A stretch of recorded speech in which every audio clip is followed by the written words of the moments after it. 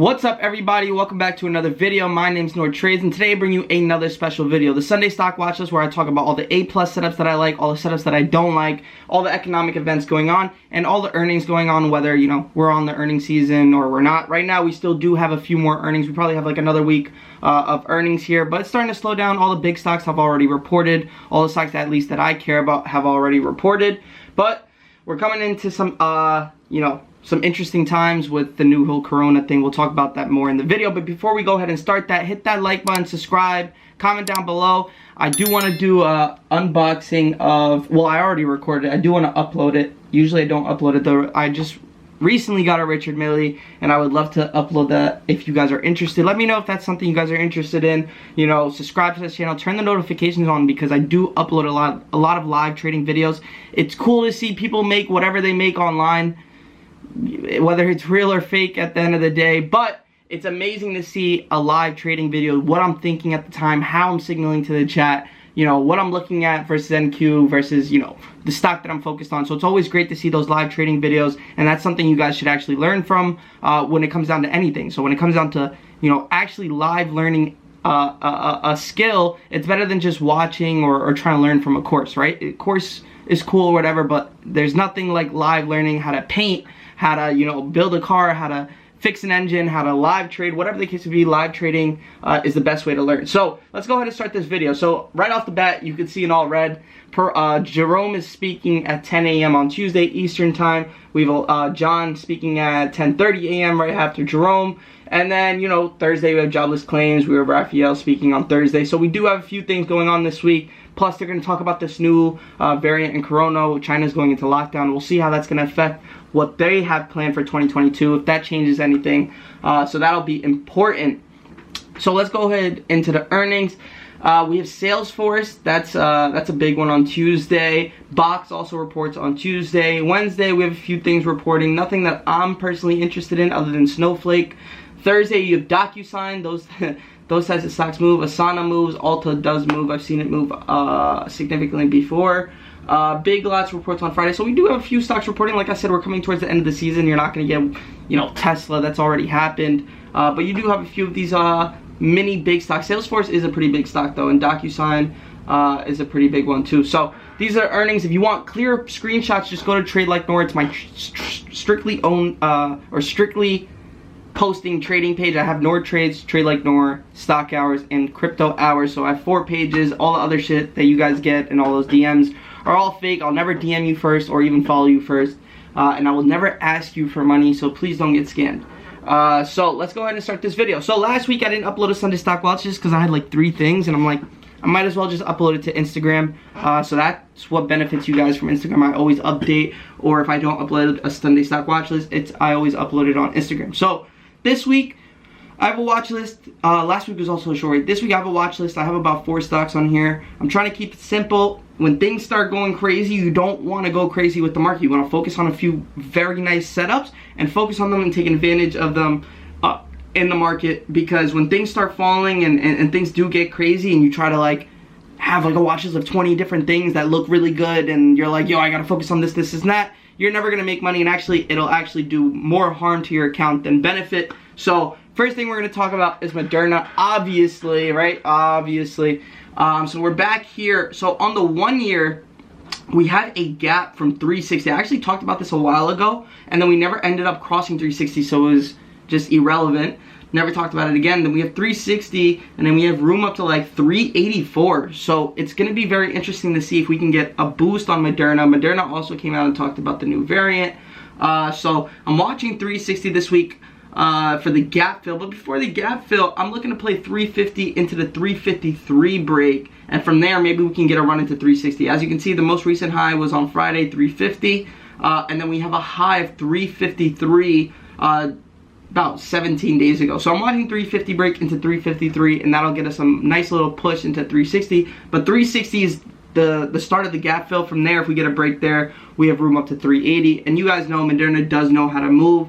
When Moderna isn't moving, it sucks to play those contracts. That's why I stay out of even looking at Moderna when things are just flat. It's not even worth it for, you know, $5 move. I'm looking for, when I'm playing Moderna, I'm looking for $10, $20, $30 move on this. So Moderna is something that I'm watching. the 1 year gap from 360, and then a day trade for the 350 break into 353, and then I'll judge the momentum from there. Next thing I'm watching is Tesla. So Tesla on the 1 hour has this uptrend. It looks like it's about to break, but I'm not gonna judge the book by its cover. If we break, I'll be watching 1062. I'll give it room to break, but some people will just play this uptrend break into 1062. Depending on how weak this is, starting this week, I'll judge it. But I'm watching this uptrend break. That's the first point that I'm watching on Tesla. Then I'm watching the 1062 break into 1050. Because if we break 1062, as you can see, we bounced here a few times recently, right? Right here, right here. It was 1063 and then we broke by $1 to 1062. So I will be watching 1062. That'll be important. The next point after that for me is the 1050, then 1045, and then from there 1030. Now if I even put this on, let's just say the 4 hour, we do have another uptrend here at 1035. So I will be watching this try to bottom out at 1035, but if we break 1035, things could get ugly. Now the last thing on a smaller time frame is the 30-minute. A lot of you need to look at different time frames. The next one that's important is this 30-minute chart on Tesla. You have this downtrend here, you have the uptrend right here. We're starting to break it here. It's a symmetrical wedge. If we start breaking to the downside, it still lines up with what I'm watching. So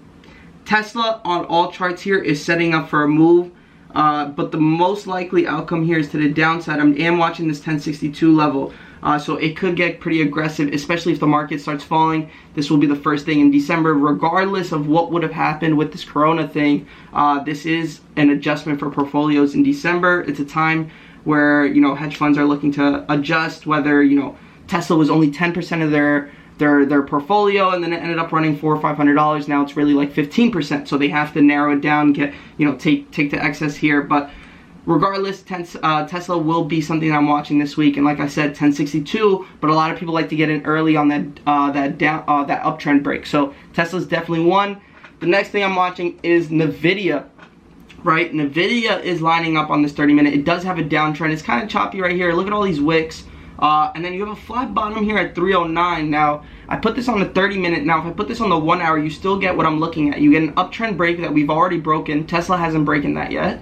And then that lines up at 308. So if things start getting aggressive in the market, I will be watching Nvidia. This thing can actually move. As you can see, look at this in the last 20 days. It went from 249 all the way up to 346. That's already $100 to the upside. It does pull back pretty aggressively. So 308.80, 308 area, I will be watching Nvidia into the 305, 300 break, and then from there I'll judge the momentum to the downside. So Nvidia is another one that I'm watching. The last thing I'm watching for this week is Amazon. I have my short watch list, like I said. Amazon just broke the uptrend. The reason, when you start seeing these other stocks break the uptrend, you can automatically judge that the market is looking really to further its losses this week. When things are already breaking their uptrend and then that one specific stock hasn't, you can really jump the gun and say that this market actually looks bearish this week. But you don't want to take a trade jumping the gun. But Amazon right here broke the uptrend. We're kind of hovering above 3,500.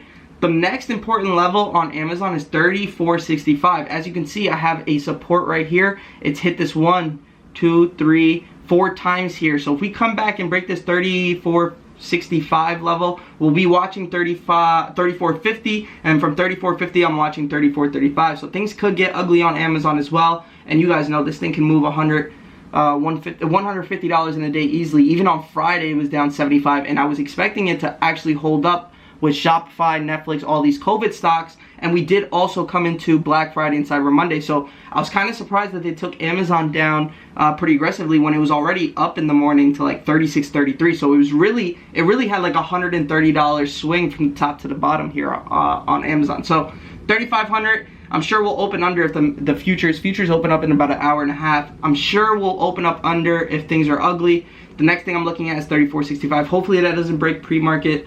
The next thing I'm watching is 34.50, 34.35, and then obviously 3400. So that's my watch list for this week. Keep it simple, keep it short. When the market gets crazy, you don't want to get crazy with your watch list. You want to keep it to the best possible plays you can take this week. If they don't come through, they don't come through. If the market ends up bouncing this week, everything that I said is not validated, and I'm not just going to take a trade because we were supposed to break and we didn't break. So be smart and take this week day by day. Don't try to rush it. and don't be too quick to take a swing trade. I'll see you guys on the next episode. Hopefully you guys enjoyed that. Follow my Instagram for more updates this week. You'll probably get a bigger watch list on there. I'll see you guys. Peace.